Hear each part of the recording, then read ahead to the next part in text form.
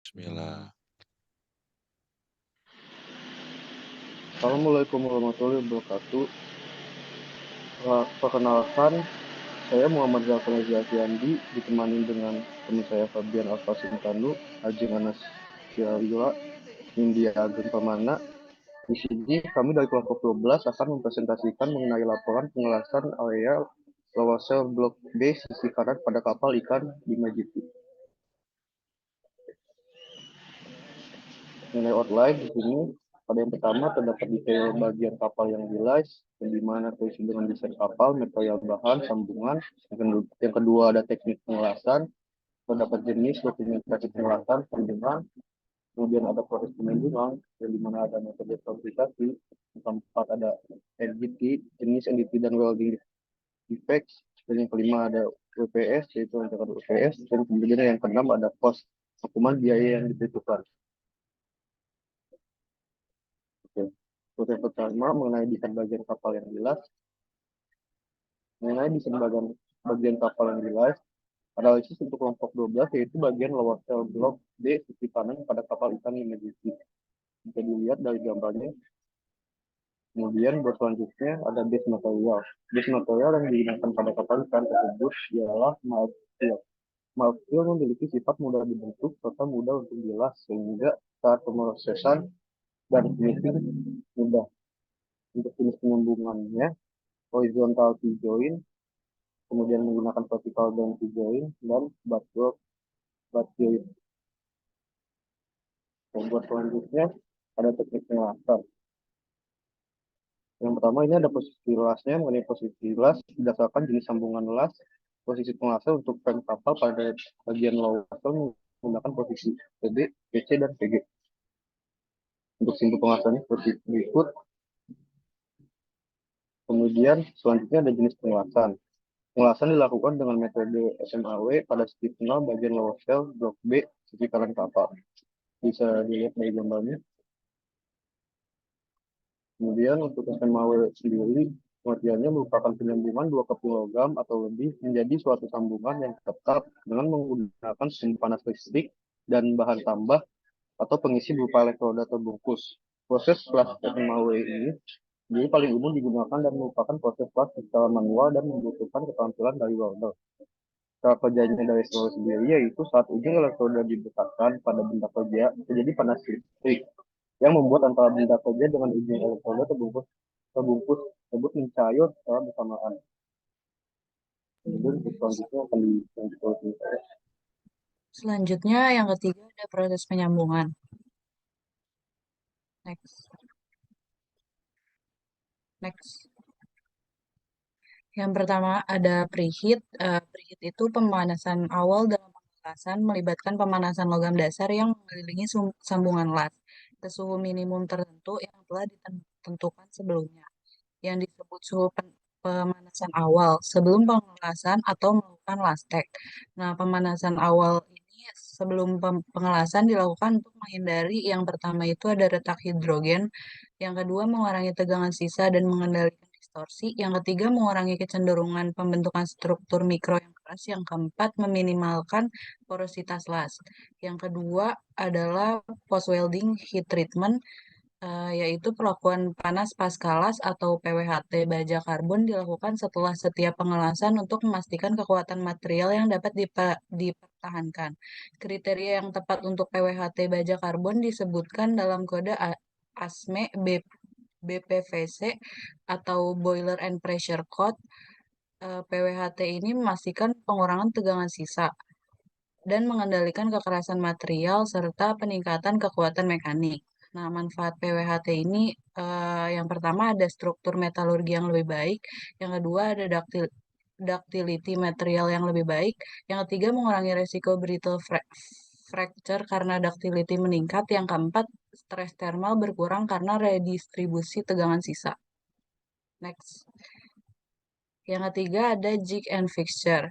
Jig dan fixture itu adalah alat manufaktur yang digunakan untuk menghasilkan komponen yang identik dan dapat dipertukarkan. Perangkat Pemandu alat dan tempat kerja ini dirancang untuk digunakan dalam permesinan dan perakitan komponen. Jik ini berguna untuk mengontrol dan memandu alat pemotong untuk bekerja di lokasi yang telah ditentukan sebelumnya pada benda kerja. Fixture digunakan untuk mendukung dan menahan benda kerja. Fixture tidak memandu alat pada benda kerja seperti jik. Selanjutnya, Selanjutnya terdapat NDT. NDT sendiri merupakan non-destructive test atau tes tanpa cacat, tanpa mengubah bentuknya. Pertama ada radiografi test, yaitu bagian NDT yang menggunakan sinar X atau gamma yang dapat menembus hampir semua logam, kecuali timbal dan material padat, sehingga dapat digunakan untuk mengungkapkan cacat atau ketidaksesuaian di balik dinding metal atau di dalam bahan itu sendiri. Berikut merupakan gambar radiographic testing. Selanjutnya, ada magnet particle inspection yang merupakan pengujian yang digunakan untuk mendeteksi cacat yang terletak di permukaan atau di sedikit bawah permukaan pada benda yang bersifat ferromagnetik dan memiliki sifat kemagnetikan tinggi. Next. Selanjutnya ada ultrasonic flow detector yang merupakan pengujian dengan menggunakan energi suara frekuensi tinggi atau getaran ultrasonik untuk melakukan proses pengujian atau juga proses pengukurannya. Besarnya frekuensi gelombang ultrasoniknya sendiri digunakan di atas 20 kHz. Yang keempat ada dye penetrant test yang merupakan proses untuk mendeteksi crack permukaan. Prosesnya dimulai dari pembersihan yang disemprotkan cairan penetran, lalu ada cairan tersebut akan menembus crack dan setelah itu cairan akan dihapus sehingga tersisa cairan yang masuk ke daerah crack. Next. Nah, untuk dye penetrant sendiri, langkah-langkahnya yang pertama ada pre-cleaning, yaitu memastikan permukaan material yang akan diuji coba bersih dari kotoran dengan menggunakan solvent. Selanjutnya, mengaplikasikan penetran. Aplikasikan penetran ini dibiarkan sekitar 15-20 menit. Lalu penetran akan memasuki cacat las yang ada. Next.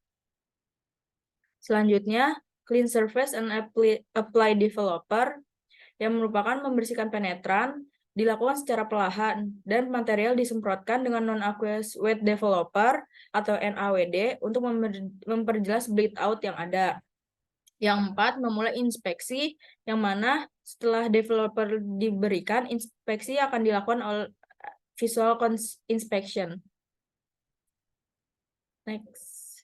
Nah, untuk welding defect yang ada pada kapal ikan ini ada gas pour dan juga ada spatter.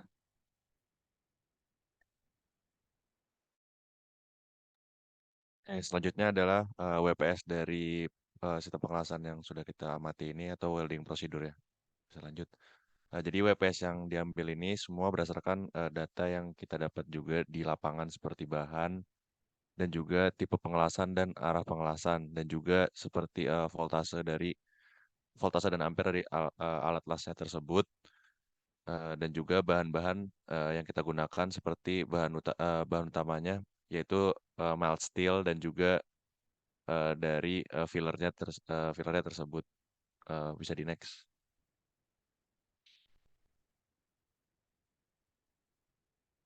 Oke, yang selanjutnya adalah cost atau perkiraan biaya dari proses pengelasan ini. Lanjut. Oke, jadi untuk estimasi alat dan bahannya sendiri itu di 37.686.800. Dan untuk biaya pekerja atau biaya jasanya itu sekitar 50.400.000. Next.